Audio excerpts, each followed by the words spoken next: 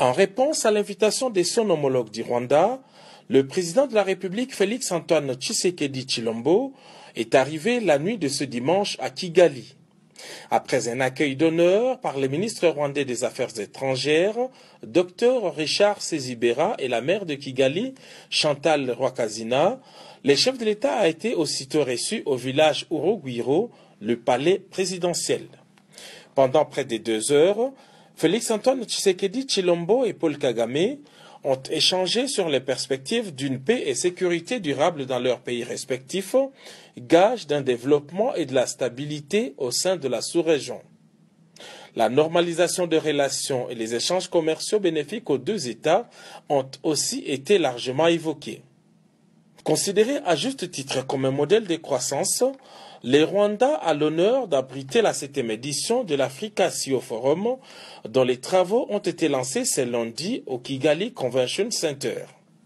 Initié par les groupes de presse Jeune Afrique, ce forum est une rencontre des chefs d'entreprise africains et autres décideurs pour partager leur expérience et réflexions sur les thèmes de l'intégration régionale en Afrique.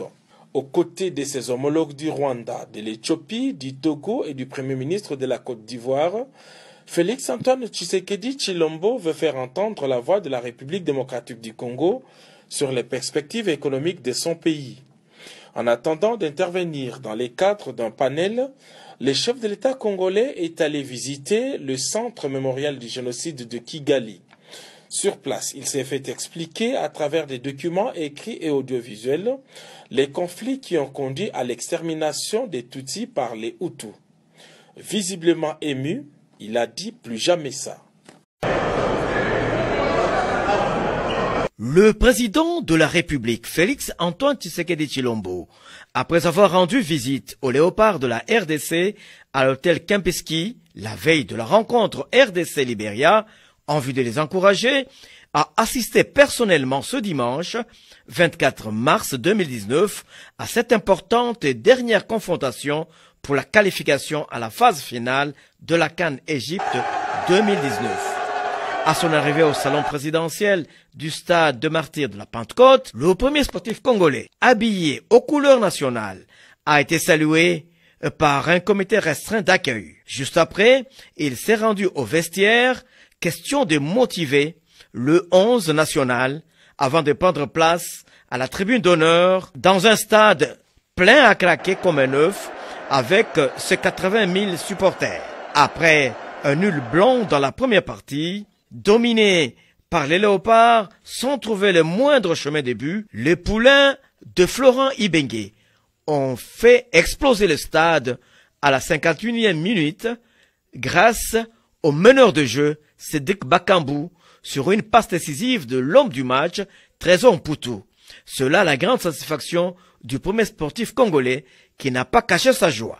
À l'issue de cette qualification des léopards à la CAN 2019, le chef de l'État s'est confié à la presse. Je viens de leur dire maintenant, nous allons préparer ensemble la CAN et j'espère que nous allons ramener cette coupe parce que la dernière fois qu'on l'a eu, souvenez-vous, c'était en 74. Nos glorieux léopards de l'époque l'avaient déjà gagné en Égypte, donc cette fois, pourquoi pas. Après le stade de Martyrs, le cortège présidentiel a pris la direction de l'aéroport international de Njili, où le président de la République, chef de l'État, Félix-Antoine Tshisekedi, s'est envolé pour Kigali au Rwanda sur invitation de son homologue Paul Kagame.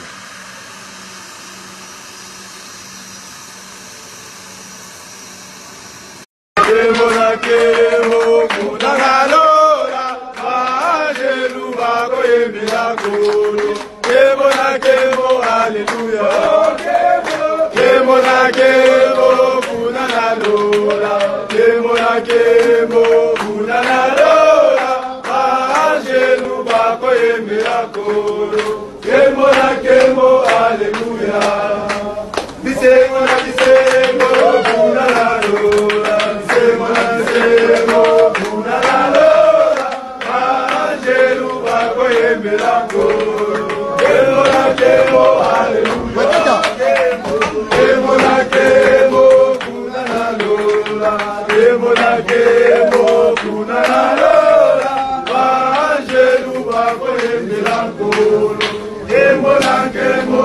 Alléluia.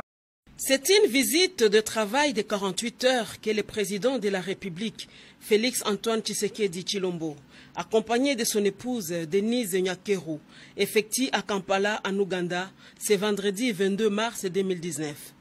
C'est à 13h30 heure de Kinshasa que le couple présidentiel a décollé de l'aéroport international d'Njili à bord d'un jet Global System. La République démocratique du Congo et l'Ouganda sont des pays frontaliers, membres de la conférence internationale pour la région des Grands Lacs, CIRGL. D'où la nécessité pour les deux chefs d'État, Yoweri Museveni et Félix Antoine Tshisekedi, de garder le contact. 2 mois après son investiture à la tête du pays, l'Ouganda est la deuxième destination à l'est après le Kenya du président Tshisekedi. Sur instruction du président de la République, le directeur de cabinet du chef de l'État, Vital Kamerhe, a effectué ce vendredi 22 mars 2019 un déplacement dans les territoires de Mbanza-Ngungu, spécialement en terre du kimbanguisme. Objectif, représenter le président Félix Antoine Tshisekedi à l'inauguration de la ligne électrique de 70 kV tirée de la rivière Sanga dans le secteur de Ngombe-Matadi et extension d'un poste haute tension en Kamba, Nouvelle-Jérusalem. Ces 2 localités sont désormais électrifiées avec ambition dans les futurs de fournir aussi cette énergie électrique à Sala, Yanda et Luozi. Le système de prépaiement des factures fonctionne en Ngombe-Matadi, tandis que Nkamba conservera le paiement en analogie. C'est ce qui a fait dire au directeur général de la SNEL, Jean-Bosco Kayombo, que le programme d'urgence de 100 jours du président Félix Antoine Tshisekedi n'est pas un slogan stérile en matière d'énergie. Vite, le DG Kayombo a traduit ses credos en actions à impact visible. Au cours de cette cérémonie inaugurale, le directeur des cabinets chef de l'État, Vital Kamerhe, a remis en service des équipements électriques de barrage de Sanga construits en 1932 et réhabilités grâce à la détermination de Félix Antoine Tshisekedi. De son côté, le gouverneur intérimaire de la province du Congo central, Atou Matubwana, a vu en ces gestes le vœu exaucé de tout le peuple d'un Fumu Kimbangu qui rêvait de vivre cet événement. Il a salué la présence remarquable de Vital Kamerhe qui rappelle l'alternance démocratiquement apaisée dont il est aussi l'un des artisans. Pour le représentant de son éminence Simon Kimbangu Kiangani, le courant électrique sur la terre sainte d'un Kamba est perçu comme une œuvre qui va relancer l'éducation, l'accès aux soins médicaux, l'eau potable et autres. Jean-Bosco Kayombo a rendu un vibrant hommage au chef de l'État et félicité les partenaires, dont la BAD, les contractants et les agences NEL. La cérémonie a concerné l'injection de 70 kV pour Ngombe-Matadi et les réseaux associés d'Nkamba. Le coût total est de 9 millions de dollars, dont 4 millions venant des fonds propres SNEL. L'énergie électrique est indispensable, a dit le secrétaire général du ministère de l'Énergie. Il a répertorié 1000 clients pour les 2 cités, mais surtout il a insisté sur la nécessité de respecter les textes juridiques sur l'électrification. Prenant la parole, le directeur de cabinet du chef de l'État Vital Kamerhe a trouvé révoltant qu'avec ses 110 000 MW d'énergie électrique, 216 villages avec cours d'eau et 200 sites capables de donner de l'autonomie électrique, que les Congolais vivent l'enfer au paradis. Il faut recréer le paradis Congo, a-t-il suggéré.